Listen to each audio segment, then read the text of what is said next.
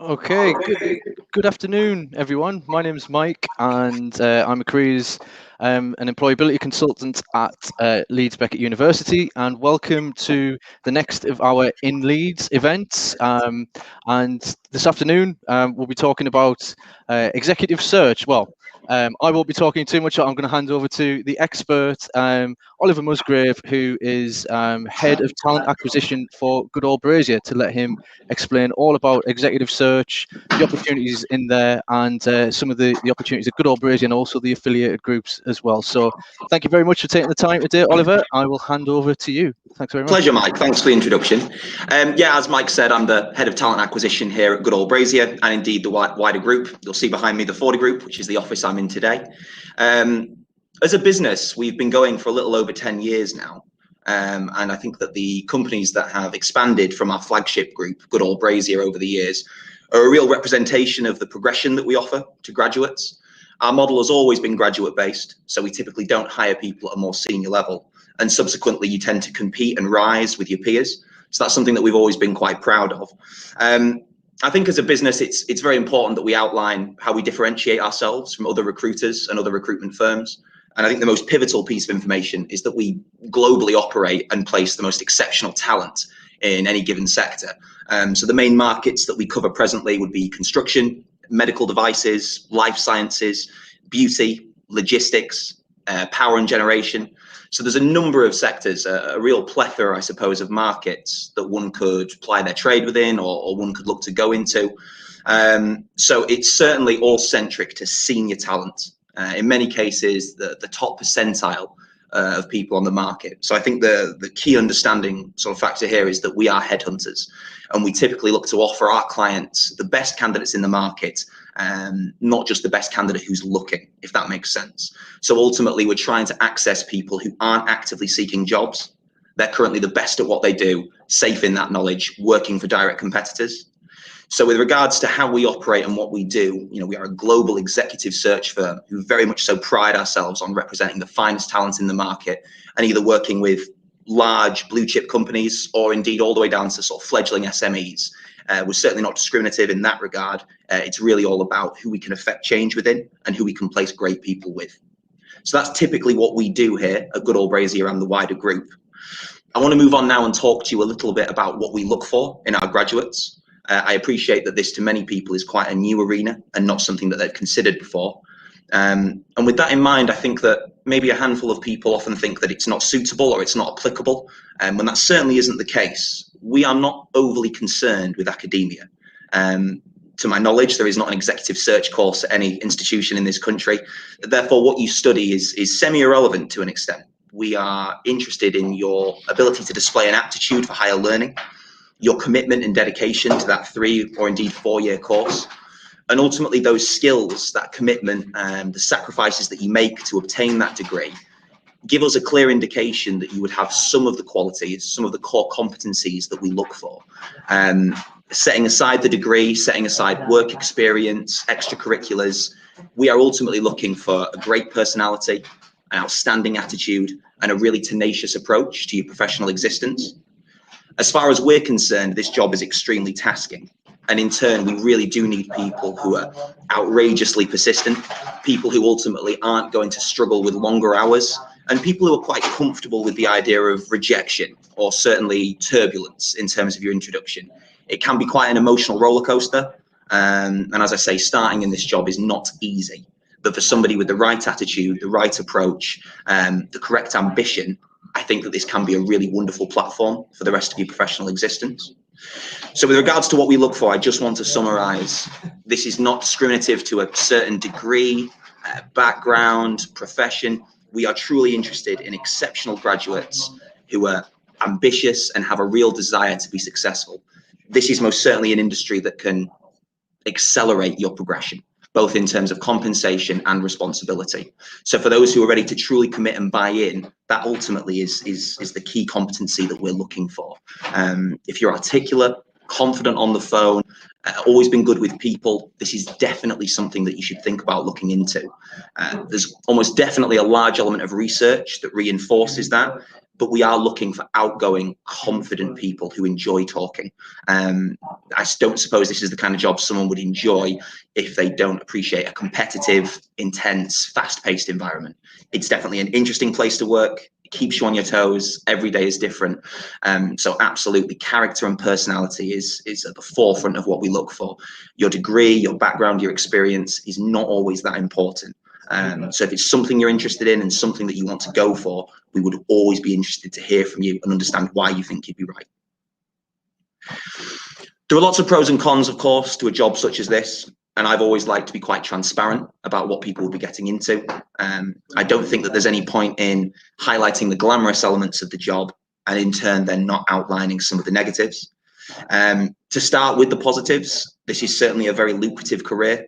And I would argue that the majority of people who find their way to us or any of our competitors are to some extent looking to make rapid income. And this job can certainly deliver that to you. Whilst graduate salaries are reasonably standard, the uncapped commission structure that we've put in place, it is very, very attractive and very, very lucrative. We typically expect graduates within their first year to absolutely exceed 30,000. And we have a very realistic target and plan in place for those with us for 3 to 5 years to be looking at 6 figures. So we are ultimately looking at graduates, once they've been with us for 3 to 5 years, to be targeting £100,000 plus in terms of personal earnings. So with that in mind, I think it's hard to understand, it's important to understand rather that it's not given. You don't walk into this business and start working on high-end projects immediately. It's absolutely a case of cutting your teeth and paying your dues. There's no reward for time served here. This is very much so an elitist opportunity. So if you're able to accelerate quickly, if you're able to pick things up, the progression that's on offer for you here is rather unprecedented. And I would certainly argue that for people who have that ambition and for people who want to become managers, directors, this is definitely the type of environment which can match your ambition. So one of the things that I was quite keen to do in terms of talking about future leadership, if I could just possibly get Tom to put a visual aid up on the screen, which is just an image of our wider group. I'm sure that will come up in a moment. Goodall Brazier is our flagship brand, which has been going for over 10 years, as I say. As a result of people's exceptional achievements, we have been able to start several subsidiaries, spin-off companies, however you want to reference it, businesses who operate within our wider group, affiliates. Each and every individual who's at the helm, the managing director or indeed the directors of this business, are all products of this group. They're all products of our training course. They're all products of our fast track management scheme. And ultimately, and I think this is the most important thing to note, the names of the individuals you can see on screen now were all in your shoes. And by you, I of course mean the graduates listening. They were all in your shoes 5, 6, 7, 8, 9 years ago. We have managing directors in London as young as 26. So they really can still recall what it was like to be you, not necessarily knowing what executive search is, not necessarily knowing what you can yield from it or what it can deliver to you. So I do think for those who are extremely motivated and wish to progress quickly, it's definitely an industry worth considering. Many of the businesses you can see here are 2, 3 years old, and we're very proud of the fact that, again, in 2021, we will form yet another spin-off, which once again is testament to the capabilities of the individuals coming through this group. From my perspective, I truly do feel that exec search is one of the more rapidly rising industries, not just in Leeds, but also in London. Your ability to, as I've mentioned, progress with us, to grow with us, to develop with us is rather unique. And I think that certainly during these times where not only COVID is affecting, graduate programs and whatnot, but it's also quite a difficult time economically anyway. And I think that with regards to a lot of the professions that people were looking to enter 5, 10, 15 years ago, those routes are significantly more blocked now. And whilst I'm not suggesting that people should throw in the towel on their ambitions or their dreams, but often one's professional existence is something that you muddle through, and it's not always as clear and as mapped out as you'd like it to be. And I know that that's true certainly for a number of my colleagues who are now extremely successful executive search recruiters. So I think if I was to close or to sort of part with any kind of remark, it would be, don't close something like this off because it isn't the first thing that you considered while studying. Don't close this off because it's not the most relevant thing to what you've been looking at over the past 3 to 4 years. Try to look at the things that it can deliver you. A lot of the skills that we're looking for here are everyday skills, social skills, the ability to be personable, to build rapport, to forge relationships. So this is not about a specific type of person or degree or anything for that matter. This is a wonderful environment where I think anybody can thrive if they have the right amalgamation of attitude, hard work, and intellect. So with that in mind, I would genuinely welcome anybody to contact me directly, whether it's that you want to come into the office for more of an exploratory chat, or whether you'd like to put your name forward to be part of our interview process to get on our graduate scheme. We would be delighted to hear from you. And my contact information is, of course, available on my LinkedIn page. I'm sure there's a way we can share that at the end. But I would be really, really keen, and I am hopeful that there may potentially be some questions with regards to what I've just presented on. There are a couple of things regarding the day-to-day, if they don't crop up, that I'm happy to go through. But at this juncture, if there's a way that we can sort of hand over and see if there are any questions, no problem if there aren't. But I just thought I'd sort of allow 5 minutes now before I close to see if there's anything anyone wants to ask. Thanks for that, Oliver. That was really great. A lot of really good information in there. I've got a couple of questions just while we wait for some of the questions to come through. Sure. It's a bit of I suppose, a personal one for you, but what do you enjoy most about being in exec search? I know you've had quite a long career in it, so yeah. I mean, you make a very valid point. I don't really know much else. This was certainly my first proper job, and it's something that I've been doing for the past 10, 11 years. To answer your question directly, if I'm honest, for me, it's the feeling of value and self-worth. I think it's really difficult to come to work every day, speak to people on $200,000, $300,000, $400,000, people at the helm of companies that are so influential in modern day society. I think it's really difficult to deal with such individuals every day, to affect change in their lives, and to not feel valued, to not feel that what you're doing has some kind of an impact.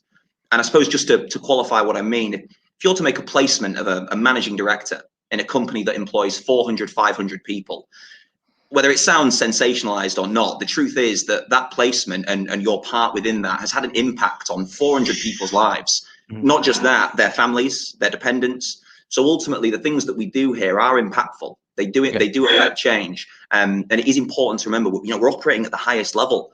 The way we look, the way we talk, it's all very, very corporate and very, very high end. And whilst I fully respect that's not for everybody, it's certainly something that from the age of 20, pulling on my tie and putting on my jacket every morning, I've felt valuable, I've felt important, and it's a job that's allowed me to have that confidence and to grow and develop. So I'd say that for me personally, that's what I love about this job the most.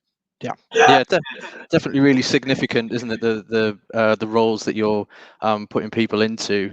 So no, thank you for that. That's a really great answer. We've got a question here from Fran, which is probably an important one that people want to know. I've kind of got an idea of this, but do people work to targets? And well, can you tell us a little bit about how the targets work for graduates when they join? Yeah, great question. I think there is a preconceived idea that sometimes in certain genres of recruitment that there is a lot of micromanagement, or that there's an absurd amount of KPIs. In truth, yes is the short answer. Absolutely, everyone in this type of environment is targeted, not just financially, but also on certain performance indicators. In many other fields, this is often I suppose in some respects, some could say it's busy work and it's not always overly relevant. The KPIs that we have in recruitment are ultimately to give you the infrastructure to get you going.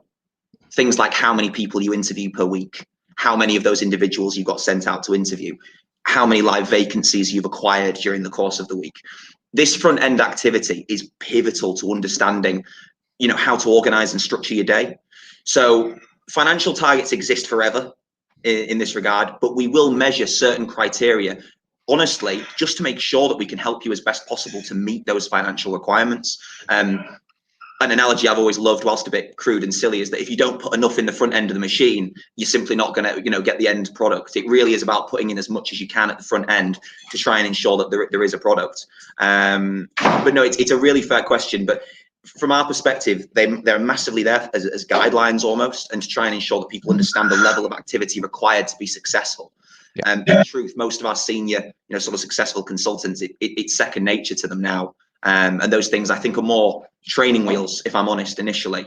But I think it's always good to look at what you're doing week in, week out, to never get complacent. So yeah, absolutely. There are lots of measurables in recruitment, but of course, the most important is the financial target.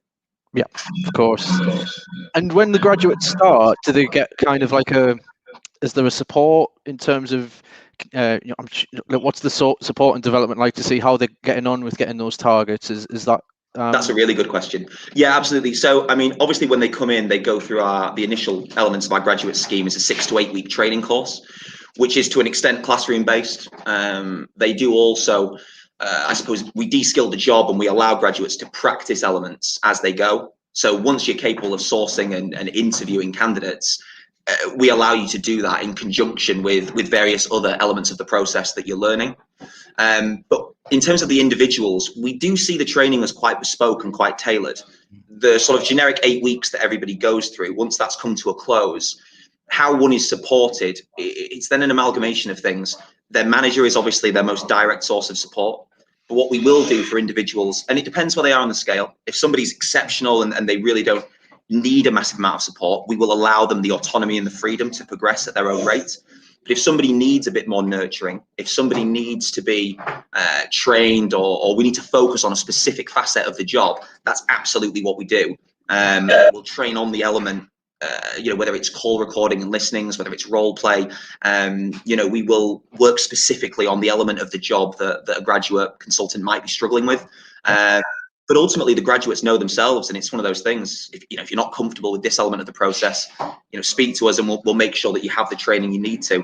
But it's definitely an environment where we're trying to let people soar if they want to. So, for those who are quite, sort of outgoing and grasp it quickly and are able to confidently go ahead, obviously we want to steer those people and make sure it's correct. But we're in the process of winding people up and letting them go. Yeah. We've got another question in here from Ellie, which is, are the graduate schemes 4 to 5 years long?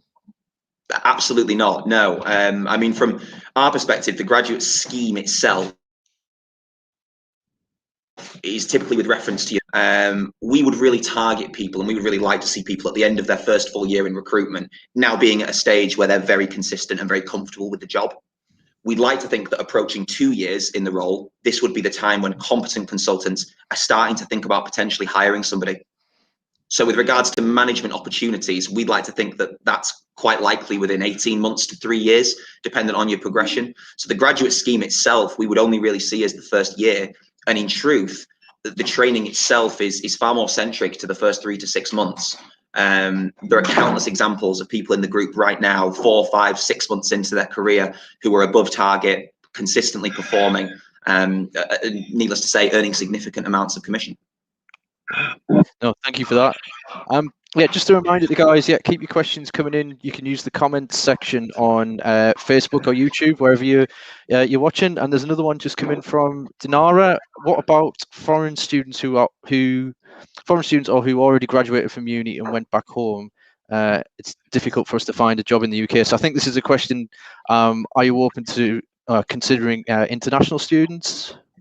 Yeah, great question. I mean, we're certainly open to considering international students from any corner of the globe. As a business, typically, we don't offer relocation assistance. So with our graduate model, that's not something that we've explored yet. So without understanding the parameters of the question, I'm not 100% sure what they're referencing. However, if the question is as simple as, would we consider somebody who doesn't currently live in the UK, but has the wherewithal, the means, the ability to return? Absolutely.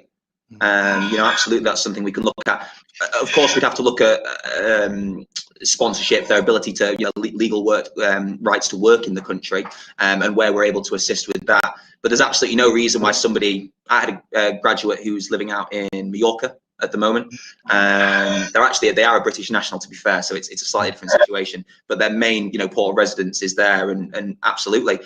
It's a tough time at the moment because obviously borders are closed and returning to countries is difficult. But no, as far as international students go, there'd be absolutely no issue there whatsoever. I think what I would say with that is, if you've got any sort of concerns or worried about, or want to learn a little bit more about things like your sponsorship, your visa, things like that, what you can apply for, maybe contact your university. There's just at Leeds Beckett, I know there's the Student Immigration Advice and Compliance team. I'm sure there's something similar at Trinity and University of Leeds as well. So that would be something I would look into as well. But yeah, just while we have more questions come through, there's another one from Samir. I am a MSc and SCM and logistics student at LB at Leeds Beckett with 6 years experience in SCM in the construction industry. How can I put my CV forward for consideration in the 40 group? Absolutely. Well, look, I mean, our advertisements presently run live on LinkedIn, Indeed, a number of different platforms. But Samir, I'm not 100% sure if there's a way we could do this, but I'd be more than happy to, in a message board or something, leave my personal information. You can send your CV straight to me. So I'll speak to Mike. I'm not sure how we could do it, if there's a comments bar perhaps somewhere where I could put it. But you know, my information, it's oliver.musgrave@the40group.com or at goodallbrazier.com. And you know, feel free to email me your CVs at will. I'd be delighted to speak with you. I think what I can do is share it with the students from Beckett that have signed up. We can have a look at, and I can share. Obviously, Tom's got it as well, and we can share it with the Trinity students through their representative as well. So we'll get your email address out to everyone that's signed up, whatever. So another one here from Sarah. Thanks for a great overview. Do Goodall Brazier take on summer interns or placement year students? Really good question. So this is actually really topical. I'll actually be having a conversation with some of the senior directors later in the week about this. It's something that we've done sporadically over the years. So if I'm being completely transparent, we don't have a large infrastructure in that regard. But I think that something that we'd be quite keen to do is offer this opportunity. I've been speaking to a host of second years in the past few weeks who are obviously very ambitious, very keen, who are already starting to think about the next stage of life, their next step. And a big subsequent question that I've been asked is, would you consider me for a placement year? So at present, I've actually been accruing a list, if you will, of people who are quite interested in such opportunities. And I'm going to speak with a number of our senior directors later this week in an attempt to see if we can start to forge something and to set something up. So Sarah, the short answer is right now it's technically no, but it's something that I'd be very keen to continue hearing from people on, because I believe that within the coming weeks, as soon as February, March, to be honest, this is something that we might actually have a little bit more formalized. And something that we might have an infrastructure for. But Sarah, please do, in the same way as the graduate consultants would, fire me your CV over, let me know your situation, and let's definitely connect and see where we could help. Brilliant. So we can put your details on at the end of the presentation before we wrap up. We can just make sure that we share them on this platform as well. Cool. And then there's another question in here. Do the companies in the group specialize in specific industries? That's a really fair question. Different businesses, dependent on their size, the number of people within them, obviously branch into differing sectors as they grow. So Goodall Brazier, as the flagship brand, typically would look at the most veritable plethora of sectors. Someone like the 40 group, for example, is slightly more focused, but as I say, that's sheerly because they're a little bit younger. So the main pillars throughout our group are typically the medical arena and construction engineering, built environment. But as a company grows, Goodall Brazier, prime example, we now have a massive division within health, wellness, beauty, fashion, which is really diverse sectors for executive search. You won't see a massive amount of our competitors operating in that space. So it's a really good question, Fran, and to try to summarize my answer, we aim to work across as many sort of sectors as we can within our areas of specialism within our realm. But certain companies do tend to focus in their initial stages on what they know. So if the managing director starting a business is from a construction background, that will typically be the main focus until we then bring in a consultant who can grow the medical side of things or the logistics side of things. I hope that makes sense. But yeah, they're typically quite varied for all our brands. But it's very much so dependent on how long they've been in existence and how many heads we have in there, really. Good. No, thank you for that. I've got another question just while we wait for any more to come through. And my question was, how many of your colleagues knew that they always wanted to be in executive search when they were younger? Oh God, I don't know how some of my superiors would respond to this answer, but for the sake of being transparent, I would have to wager zero. Yeah, I truly do not believe that anybody, certainly anybody who's taken the route of higher education, I don't believe that there are too many people who at the start of their university career, as they walk through the gates, go, oh, I can't wait to finish this course and start my career in executive search. But I have to say that's not, in my opinion, due to any kind of negative stigma or for that matter, really any type of negative element. It's really more to do with lack of exposure. yeah. I know I certainly wasn't massively aware of what executive search was until I was 19, 20 years old. I had no idea I wanted to do it until I was 21 and someone called me and offered me an interview. Yeah. So from my perspective, I'd be prepared to be quite transparent and say that very few of my colleagues were interested initially. But I think it's something that, as you look at it and understand what it is, a lot of people unveil the stark reality, which is what we're looking for here is quite simple. What it takes to do this job is not complex. Ultimately, we hone in skills and we polish our craft. But ultimately, the core competencies of hard work, sticking by the process, buying into the culture, and not cutting corners. All these things ultimately is what leads you to consistency and success. So yeah, I don't think a massive amount of them were dreaming of recruitment in their bedrooms as kids, but Yeah. it's something that I think once they were aware of the opportunity, they certainly took to it well, and they were very keen. I have interviews with people all the time where, if I'm completely honest, the conversation starts with probably me selling the job a little bit more and what it's all about, as opposed to throwing over to them. So, we're always happy to inform and to educate people. We'd never close ourselves off to people just because they don't know a massive amount. Based on the answer I've given to this question, the best recruiters, future recruiters out there right now don't even really know what it is we do. So, I'd always be keen to hear from people who haven't got a clue what exec search is, but think they might be a confident, outgoing person who'd enjoy it. Yeah, and I think that, thank you for that answer. And I think that's what today and this week is all about. It's, getting students and graduates in particular to think about other options that are out there for graduates that they may not have thought about beforehand, but you might have the right personality and attributes that Oliver's mentioned that could make you a real success in this industry. So, thank you for that answer, Oliver. And then just a question here from Tom. What are the key skills I should look to gain if I'm looking to get into executive search? Interesting. So I mean, I guess there's two ways of looking at this. There's professional experience and skills that you can accrue, and I suppose there's things that you can do just in terms of personal development, in your own life. So with regards to professional experience, if someone was sort of asking directly what kind of part-time job or even full-time job could I get to bridge the gap between a graduate and this, anything that involves you getting comfortable on the phone.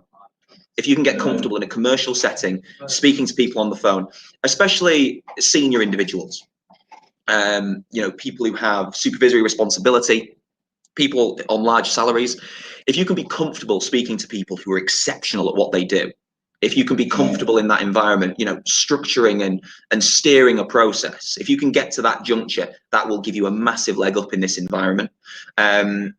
Anywhere where you can really hone and practice your written English in a professional setting, how you email and correspond with people is of course pivotal, and that's something that I think most jobs can deliver to you. And ultimately, what I'd wrap all of that up in would be, from a professional stance, would be your organization, how you structure your days, the strategy with which you work. It's really, really important, I think, that people are able to utilize their time and ensure that they're structuring their day correctly. To set aside the professional stuff, there are all sorts of things you can do without even getting a job that I truly feel could be useful. I think that personal due diligence, independent due diligence, is something that anyone's capable of. And if you're interested in executive search, one of the best pieces of advice I could give you is start to develop a fascination and an interest with a specific market sector. As we talked about earlier, whether it's logistics, medical devices, construction, whatever it may be, having a base understanding and a layer of knowledge within that sector will help you to establish credibility. So if you can actually develop an organic flair and passion for a sector or a corner of a market, that's going to be huge for you coming into this kind of job, because ultimately how quickly you immerse yourself in that sector, how much you understand it, that will dictate how easily you're able to liaise with these people and establish credibility. So, you know, even if you weren't talking about a job, just things you could do right now as a student, you know, in your room, you could be investigating sectors that you could potentially recruit into. You know, the structure of that sector, the top 25 companies by turnover, what type of candidates in a senior context they're looking for. This is information that's very, very easy to find. You know, simple Google searches will yield this information for you and give you a massive head start. Brilliant. Thank you. No, that's great. So I think we're just about coming to the end of the questions. Unless anyone's got any more that they want to put in, just make sure you put them in that comment section now. Just if we have got some more, just while we wait for those to come through, we're sharing Oliver's contact details on the screen there. So if anyone wants to, hopefully everyone wants to take a screenshot of that.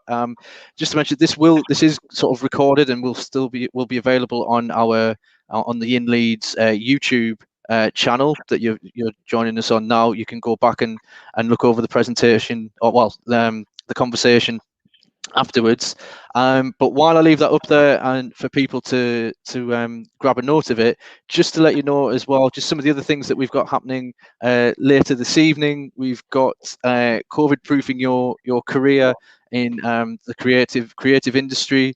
So that happens at 6 o'clock this evening. We've got a mental health and wellbeing workshop tomorrow afternoon at 2. A panel discussion at 4 for public sector opportunities, including the Ministry of Justice, NHS, and a couple of other big public sector organisations. And then wrapping up tomorrow evening, we've got a panel discussion with SME employers.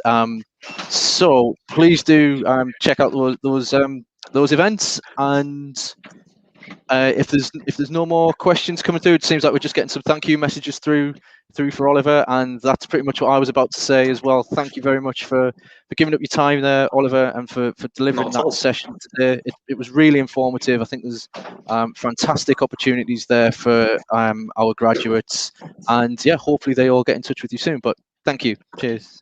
Over 35 opportunities this year, guys, so get in touch, and thank you very much for listening to me. Brilliant. Thank you. Cheers for that, Mike. All the best, everyone.